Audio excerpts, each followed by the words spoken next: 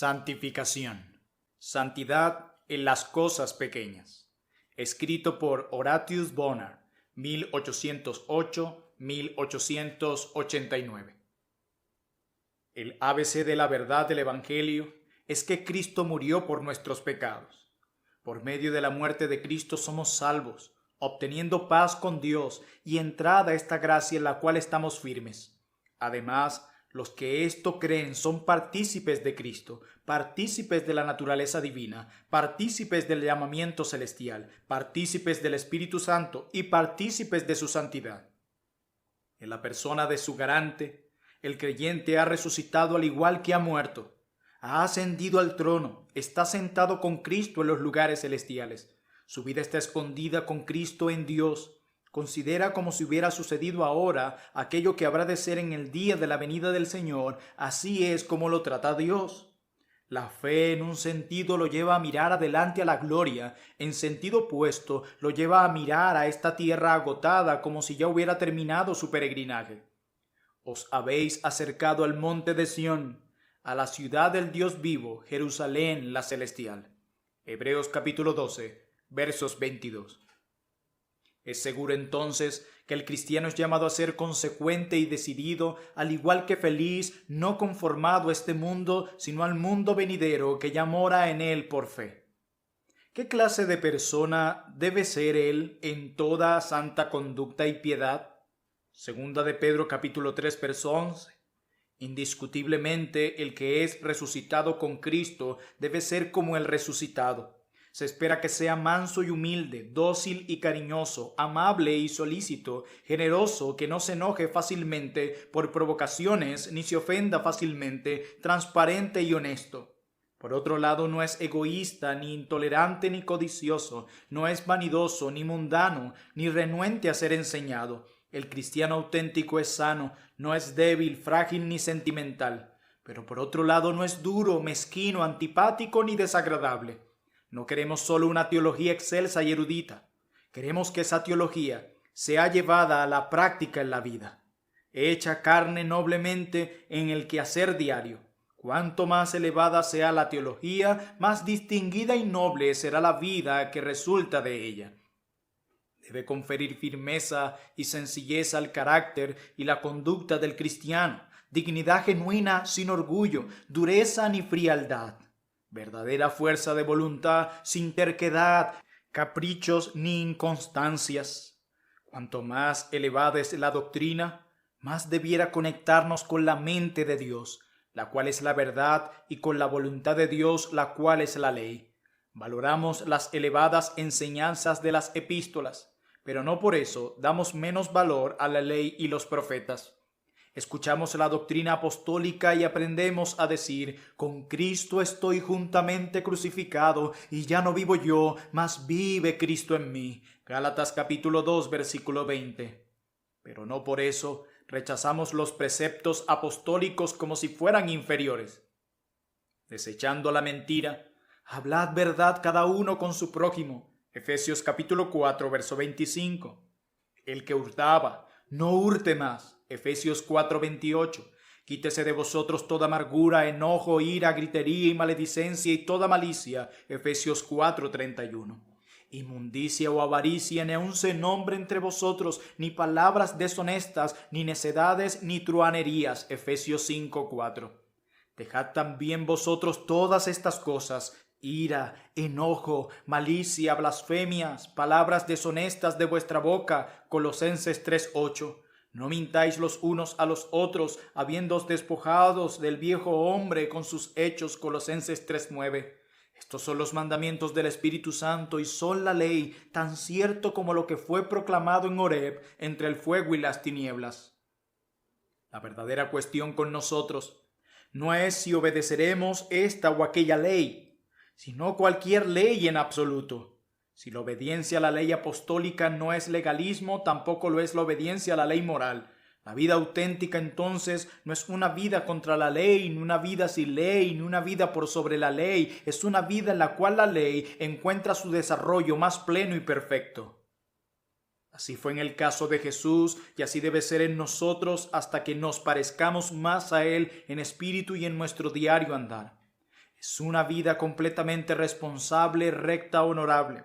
Responsable en las cosas pequeñas como en las grandes, en los negocios, en tener orden en nuestro hogar, en administrar bien nuestro tiempo y nuestro dinero, en cumplir los compromisos, en cumplir las promesas, los deberes, en ser testigos de Cristo, en no conformarnos al mundo. El hombre que sabe que ha resucitado con Cristo y ha puesto su mira en las cosas de arriba, será un hombre justo, digno de confianza, sincero, generoso y veraz. Agrega a su fe virtud, a la virtud conocimiento, al conocimiento dominio propio, al dominio propio paciencia, a la paciencia piedad y a la piedad afecto fraternal y al afecto fraternal amor. Así lo declara la segunda carta del apóstol Pedro, capítulo 1, versículos 5 al 7. No querrás ser ocioso ni sin fruto, como lo declara segunda carta de Pedro, capítulo 1, verso 8. Todo lo que es verdadero, todo lo honesto, todo lo justo, todo lo puro, todo lo amable, todo lo que es de buen nombre, Filipenses 4:8, en estas cosas pensará y éstas hará. Porque existe el peligro de caer en un cristianismo afeminado y pusilánime en busca de una teología elevada y etérea.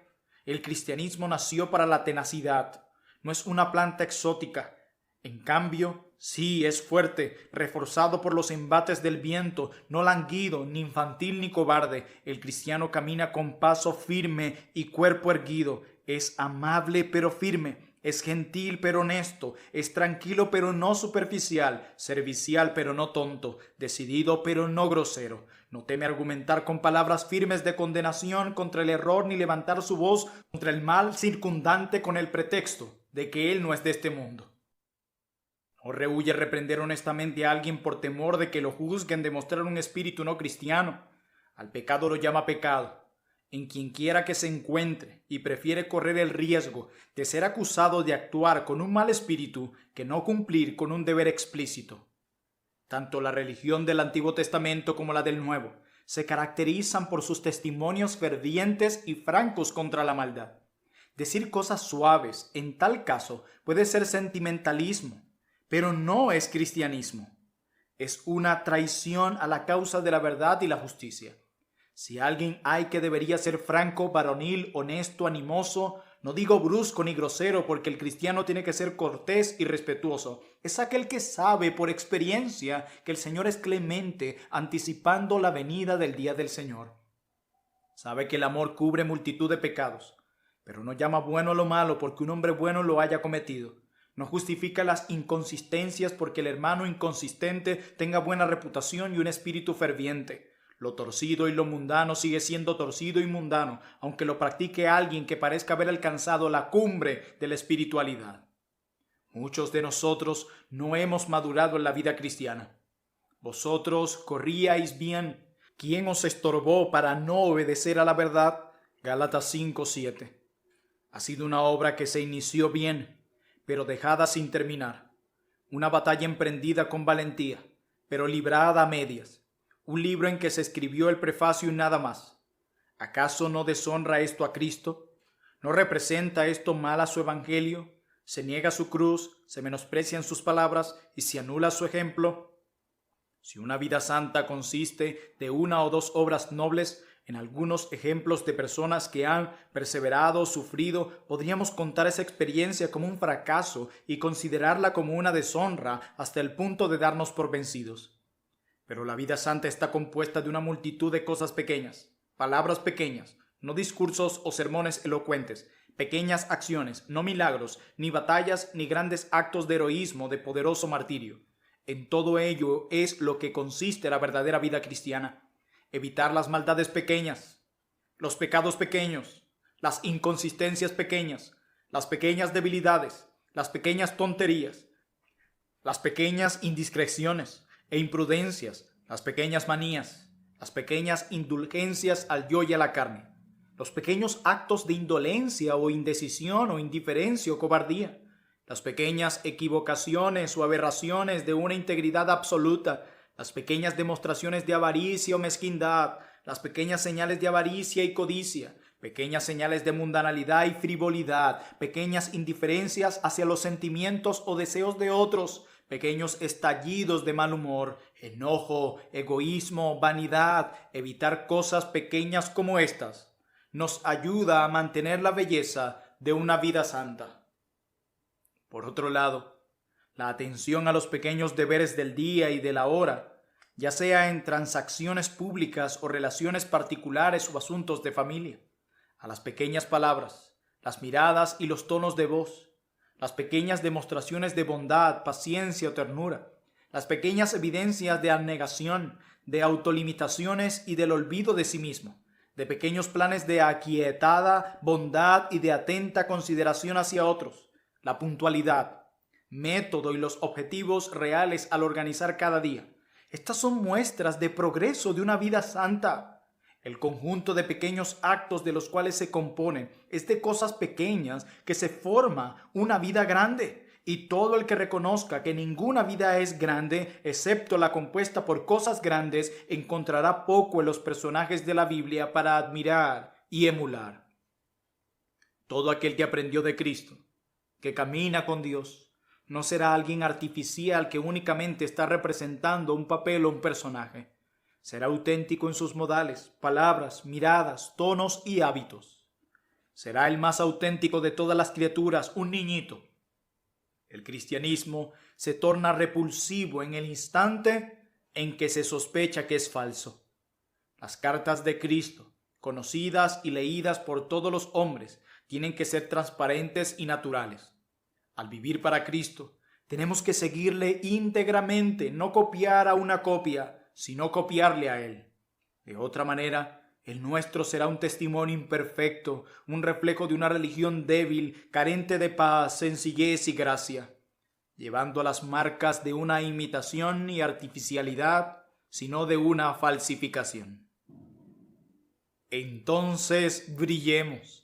Aquello que con tanta frecuencia entre los hombres se denomina santidad dista mucho de parecerse a la realidad bíblica, ya sea que se use para referirse a la rigidez de una ortodoxia sin vida, o a la búsqueda ilusoria de la perfección, o a la salamería de un supuesto idealismo, o a la regularidad de una devoción mecánica, o a la superstición religiosa de reverenciar imágenes, o a las austeridades y mortificaciones farisaicas, o al sentimentalismo de una teología liberalizada, o a los sueños confortables de un panteísmo sincero. Las palabras santo, santidad y espiritualidad han llegado a ser erróneamente interpretadas o aplicadas a códigos secretos con un significado tan ambiguo y profano como hubiera sido el efod de Aarón sobre los hombros de un sacerdote de Baal.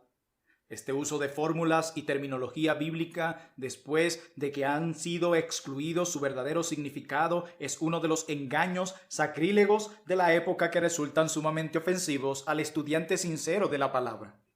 Cristo es la representación, la ilustración, el modelo. Parecerse a Él es santidad. El que es santo se conforma a su imagen. Cualquier otro ideal es vanidad. Tenemos que aprender de los 4 evangelios lo que es una santidad viva. Para ver una exposición doctrinal sobre ella, tenemos que ir a las epístolas. De allí aprendemos lo que es y no lo que es. Permaneced en mí, declara Juan 15:4. Aprended de mí, Mateo 11:29. Sígueme, Mateo 4:19, capítulo 16:24 y Juan capítulo 12, verso 26. Son expresiones que instauran el contenido y el resumen del libro de estatutos cristianos que constituye el verdadero directorio y guía de la búsqueda de santidad. En los evangelios encontramos, número 1, la vida. Permaneced en mí. Del príncipe de la vida recibimos la vida nueva, también de su muerte y sepultura, porque fuimos plantados juntamente con él en la semejanza de su muerte, así también lo seremos en la de su resurrección. Romanos 6:5. Hemos muerto y nuestra vida está escondida con Cristo en Dios. Colosenses 3:3. Por lo tanto, para que vivamos para la justicia, como lo declara 1 de Pedro 2:24, vivimos, pero ya no nosotros, mas Cristo vive en nosotros, como lo declara Pablo en Gálatas 2:20. Acudimos a Él para obtener vida, o más bien, primero viene Él a nosotros con vida.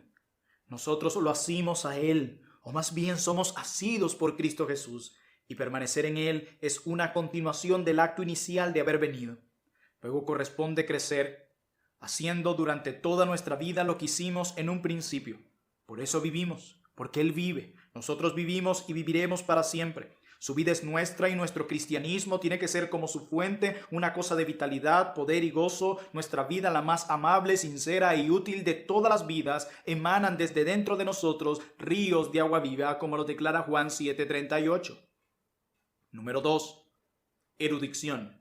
Aprended de mí. La suya es la escuela del cielo, la escuela de luz. Aquí está toda la verdad sin ningún error. El tutor es tan perfecto, así como manso y humilde. Es el maestro y a la vez la lección. Su capacitación, disciplina y sabiduría son perfectas. No hay ninguna falla, ningún fracaso, nada incompleto en la educación que él imparte. Enseña a conocer, amar, actuar, perseverar, regocijarse. También a estar triste, a tener abundancia y a padecer necesidad. El alcance de erudición de sus discípulos se puede medir solo por sus riquezas divinas, sus tesoros de la sabiduría y del conocimiento. La finalidad de su instrucción y disciplina es hacer hombres santos conformados a su imagen e imitadores de su perfección celestial. Número 3. La senda. Sígueme. No es solo una vida a la cual somos llamados a un caminar, un transitar de aquí para allá, como implica el griego. No es sentarse solos ni disfrutar privadamente de la religión, sino caminar un caminar en que somos visibles por todos los costados, un caminar que atrae la mirada de muchos, un caminar en que llegamos a hacer espectáculo al cielo, la tierra y al infierno. No es un descanso inmóvil, ni aislarnos de nuestros prójimos, sino andar en medio de ellos, estar en contacto con amigos y enemigos, un ir de aquí para allá por los caminos y vallados del mundo. Así como fue el maestro, debe ser el siervo. Camino a la cruz, miró a su alrededor y dijo: si alguno me sirve, sígame. Juan capítulo 12, verso 26. Caminó al trono, después de haber pasado por la cruz, dijo lo mismo, según Juan capítulo 21, verso 22. Hemos de seguirle a la cruz y perseguir la corona. Es un camino hacia las dos. Aquel que anhela ser santo tiene que ser como Cristo, y el que quiere ser como Cristo tiene que ser lleno del Espíritu. Así lo declara Efesios capítulo 5, versículo 18. El que quiere tener la mente de Cristo debe tener la misma unción que él tuvo, el mismo Espíritu que habita y obra en él, el Espíritu de adopción, de vida, fe, verdad, libertad, fortaleza y gozo santo. Es a través del poderoso dador de vida que nos revive. Es a través de la santificación por el Espíritu que somos santificados. Él realiza su obra en calidad de huésped. No obra sin que el Espíritu esté morando en el alma, ni mora el Espíritu en el alma sin que obre. No ejerce una mera influencia como la de la música en el alma que sufre, a menos que entre y more en ella primero. De manera que, siendo llenos de su compañía, al igual que impregnados por su poder, somos totalmente transformados. No se nos presenta con argumentos ni con persuasiones morales, sino que nos conmueve con el toque irresistible de su mano divina y penetra en nosotros con su propia energía vital. No nos impregna con su propia pureza y vida a pesar de nuestra desesperada resistencia, tosudez e incredulidad, todos los días de nuestra vida. El que quiere ser como Cristo tiene que estudiarlo. No nos podemos hacer santos a nosotros mismos por medio de esforzarnos por serlo, así como no podemos forzarnos a creer y amar con la simple energía del esfuerzo. No hay fuerza que pueda efectuarlo. Los hombres procuran ser santos y fracasan. No pueden tener santidad por su simple fuerza de voluntad. Deben concentrarse en el objeto sagrado para poder ser cambiados a su imagen de gloria en gloria, como lo declara segunda carta de Pablo a los Corintios, capítulo 3, verso 18. Deben contar con un ser santo como su mejor amigo. La comunión íntima con Jesús como la que tenía Juan es lo único que hará que nos asemejemos al discípulo o al maestro. El que quiera ser santo tiene que empaparse de la palabra, tiene que disfrutar del sol que irradia a cada página de la revelación. Es por medio de la verdad que somos santificados, así lo declara Juan 17:17. Exponiendo constantemente nuestras almas a esta luz, llegamos a ser más a fondo hijos de luz. Es la espada del Espíritu bien afilada con la que nos abrimos paso entre las miles de hostilidades. Es la vara de Moisés por la que dividimos el mar rojo, vencemos a Amalek y hacemos brotar agua de la roca. ¡Qué impiedad! ¿Qué enemigo dentro o fuera hay que pueda vencer esta palabra gloriosa e invencible? El objetivo de Satanás en la actualidad es socavar esa palabra y desacreditar su perfección. Entonces, magnifiquémosla y usémosla constantemente. Es por cierto solo un fragmento del lenguaje humano, compuesto de letras y sílabas humanas, pero está dotada de una virtud sobrehumana. La vara en la mano de Moisés, ¿qué era? Una pieza de madera común. No obstante, partió el mar Rojo por la mitad. Esa serpiente en el poste, ¿qué era? Un poco de bronce. Sin embargo, curó a miles. ¿Por qué? Porque esa madera y ese bronce estaban conectados con la omnipotencia y eran conductores de la electricidad celestial.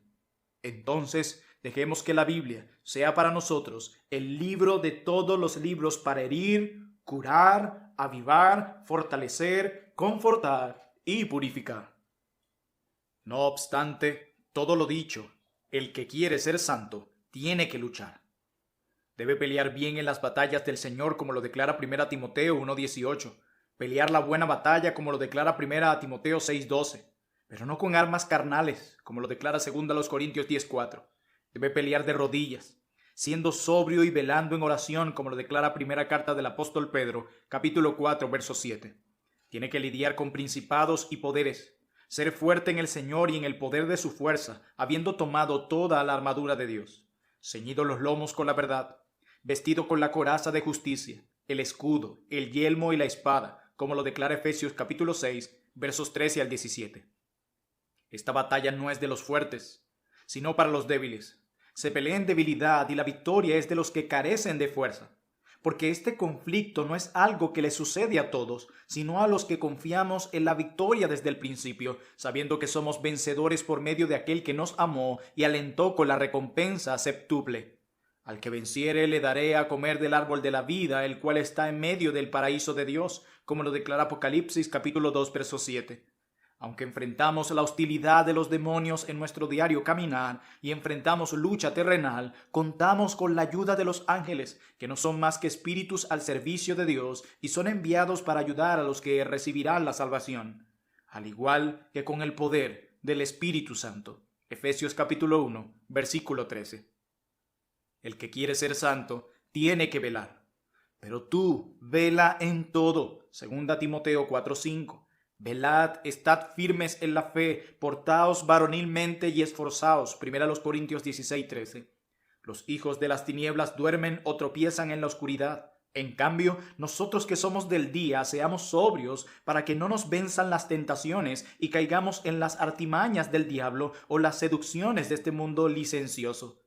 Bienaventurado el que vela, Apocalipsis 16:15.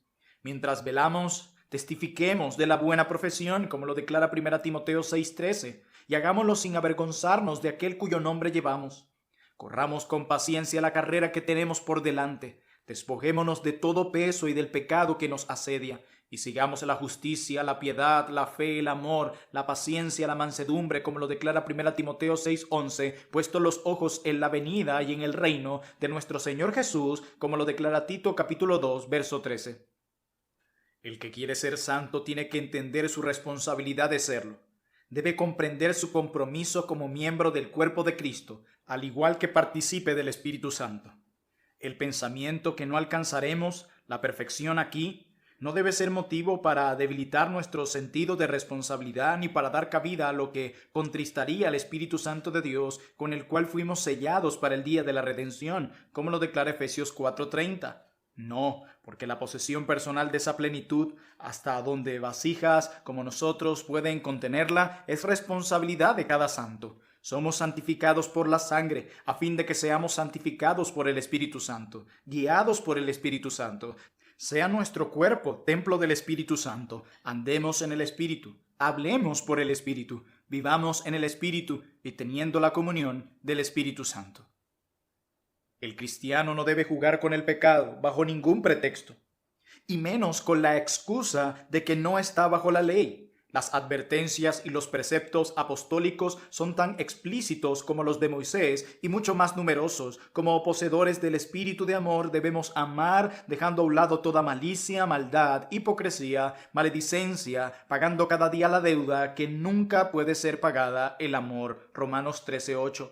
Porque el espíritu que mora en nosotros no es ocioso ni estéril, siempre produce fruto, fruto divino en el corazón humano, fruto celestial en suelo terrenal, fruto que demuestra su origen interior y en su interior cuenta con el glorioso huésped, mas el fruto del Espíritu es amor, gozo, paz, paciencia, benignidad, bondad, fe, mansedumbre, templanza. Contra tales cosas no hay ley.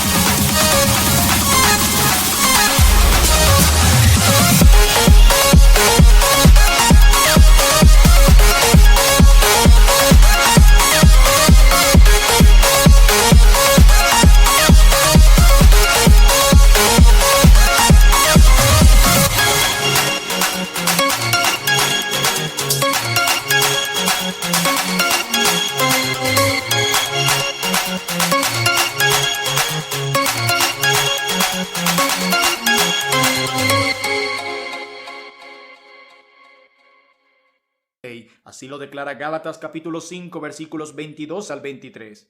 Como los que han sido librados del presente siglo malo, separémonos del mundo como lo hicieron los santos de antaño, manteniéndonos alejados de sus fiestas como hombres que no tienen tiempo para semejantes cosas, aunque sean inocuas, manteniendo nuestras vestiduras sin contaminación.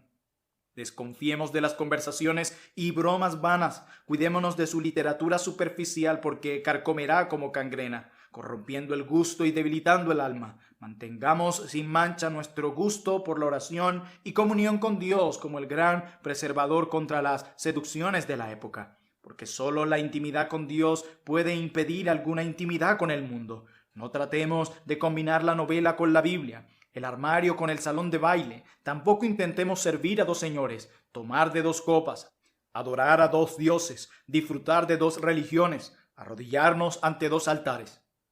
Estemos en guardia contra el viejo hombre en todas sus formas, sea indolencia, mal genio, frialdad, rudeza, desobediencia o descuido, mezquindad, codicia, falta de respeto, ligereza, engreimiento, soberbia, astucia, obstinación, amargura, trivialidad en asuntos serios, estupideces o amor por la preeminencia. Cultivemos una conciencia sensible, evitando antiguas ideas y presunciones, cuidando de no cometer pequeños pecados ni omisiones de pequeños deberes, redimiendo el tiempo pero sin afanes, tranquilos, alegres, transparentes, felices, afables, generosos, desinteresados, considerados con los demás. En vista de que tenemos que protestar contra el mundo en relación de muchos puntos importantes, procuremos diferir con él lo menos posible en asuntos indiferentes, demostrando siempre amor hacia aquellos con quienes nos encontramos, no importa lo irreligiosos y antipáticos que sean, evitando en especial exhibir un espíritu despectivo o un aire de superioridad. Como discípulos de Cristo, que sea nuestro discipulado íntegro y consecuente, nuestra conexión con Él se exhiba en conformidad con su semejanza. Sea nuestra vida un credo completo, nuestro andar la personificación de todo lo que es honesto, hermoso y de buen nombre. La verdad de Cristo santifica y también libera, su sabiduría purifica y también aviva. Tengamos cuidado en aceptar la libertad sin la santidad, la sabiduría sin la pureza, la paz sin celo y amor. Seamos personas fieles en el mejor sentido de la palabra, fieles con nosotros mismos, fieles a nuestro nuevo nacimiento y nuestro nombre nuevo, fieles a la iglesia de Dios, fieles al Espíritu que mora en nosotros, fieles al Señor y a su doctrina, fieles a ese libro del cual Cristo es el tema central. Seamos fieles a la verdad, amándola, no porque sea agradable, atractiva o antigua, sino porque es la verdad y es divina. Alimentémonos de ella cada día con renovado apetito, pues así agregaremos no uno, sino muchos codos a nuestra estatura, creciendo en la gracia y en el conocimiento de nuestro Señor Jesucristo. Nuestra constitución espiritual tiene que ser reforzada, no solo para estar fuerte para hacer la obra o pelear la batalla, sino también para estar inmunizados contra la infección de la época, contra el veneno con el que el Dios de este mundo, el príncipe de la potestad del aire, ha impregnado nuestro ambiente. Para esto necesitamos no solo alimento sólido recomendado por el apóstol, sino también el aire penetrante y fresco de la montaña que son las pruebas, vicitudes y dificultades por las cuales nos hacemos fuertes y robustos, protegidos contra el contagio, sea que proceda del riguroso pictorialismo eclesiástico o liberalismo religioso, de los embates de Satanás el fariseo o Satanás el saduceo. Los que han caído en un credo no saben cómo, se han soñado con él o han sido arrastrados por la multitud. Aquellos para quienes el hallazgo de un credo ha sido cuestión de lectura, educación o emoción. Aquellos para quienes la fe ha sido solo el resultado de un conflicto intelectual, no una lucha a muerte de la conciencia. Aquellos no poseen el verdadero poder para resistir. No poseen ninguna virtud desinfectante ni ningún poder repelente de errores. Las epidemias de la época les dicen mucho. A pesar de que no pueden haberse apoderado de la verdad, es evidente que la verdad no se ha apoderado de ellos. En un momento de incertidumbre, escepticismo, especulaciones y progreso falso, necesitamos identificar el significado completo de las expresiones apostólicas. Sabemos, creemos, vivimos confiados, estoy seguro, porque lo que es divino tiene que ser verdad, y lo que por lo tanto es divinamente verdad y cierto tiene que ser inmortal. Al igual que los resultados de las ciencias exactas, es fijo, sin variantes para todas las personas y todos los tiempos. Lo que fue cierto es cierto y será cierto para siempre. Pongámonos sencillamente en las manos del Espíritu vivificador. Derramará en nosotros a la plenitud de una vida diversificada, fructífera y saludable. La maldad en nosotros es demasiado fuerte como para que la venza algún poder que no sea la omnipotencia. La resistencia de la voluntad humana es demasiado poderosa para la filosofía, la lógica, la poesía o la elocuencia. Solo el santo puede hacernos santos. La vida no se trata de una sola batalla, sino de muchas. Incluye fracasos, al igual que victorias. No nos preocupemos demasiado, ni nos desanimemos cuando perdemos una batalla. Siempre hay tiempo para ganar otra, y cosas como el escapismo o la desmoralización no tienen lugar en el ejército del Dios viviente. Si Dios es por nosotros, ¿quién contra nosotros? Romanos 8:31. Me ceñiste de fuerzas para la pelea. Salmo 18, verso 39. La vida cristiana es maravillosa, una de las cosas más extraordinarias sobre la tierra. Aunque compuesta de cosas pequeñas cotidianas, dista de ser una pequeñez. Si es vivida con fidelidad, sea por el pobre o el rico, por el niño o el adulto, es noble en todo. Una parte del maravilloso todo en el cual y por el cual será anunciado a principados y potestades en los lugares celestiales la multiforme sabiduría de Dios. No tiene que ser una vida prolongada. Una existencia corta puede ser tan fiel y santa como una larga.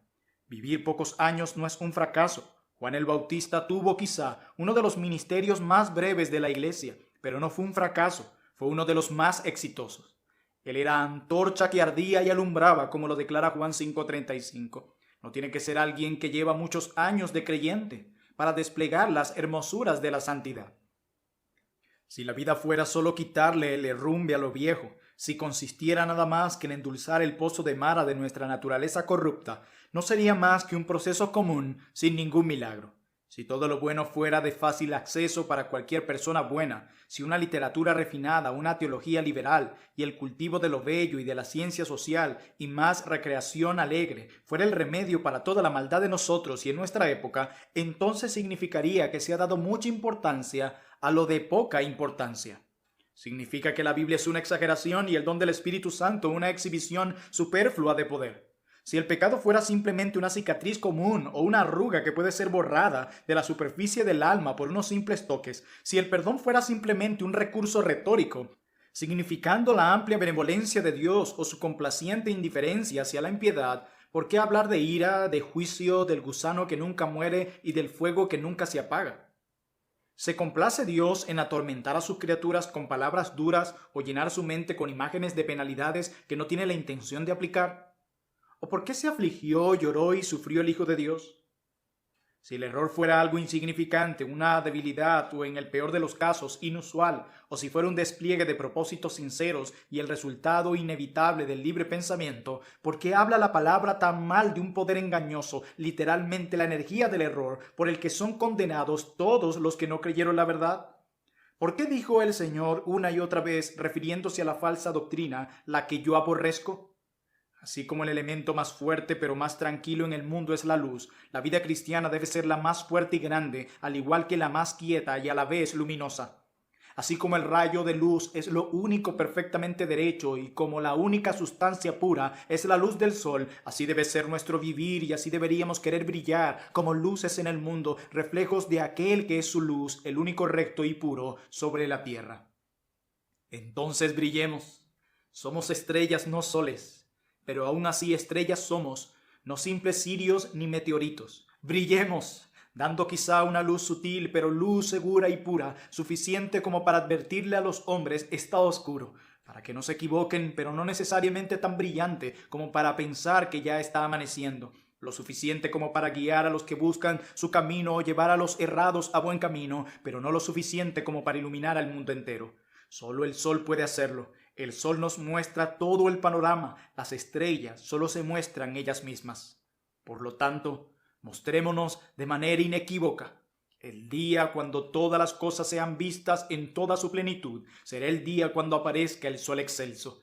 La noche está avanzada y se acerca el día, declara Romanos 13:12. No nos ocultaremos ni nublaremos, simplemente nos perderemos en la luz. Y no lo resistiremos recordando que el esplendor en que se absorbe nuestra luz es la del sol eterno. A medida que su esplendor va en aumento, nuestra luz decrece. Entonces, ¿no diremos acaso, mi gozo está cumplido? Juan capítulo 3, versículo 29. Muchas gracias por ser parte del canal y escuchar Audio Lectura Cristiana. El Señor les bendiga grandemente, amados hermanos.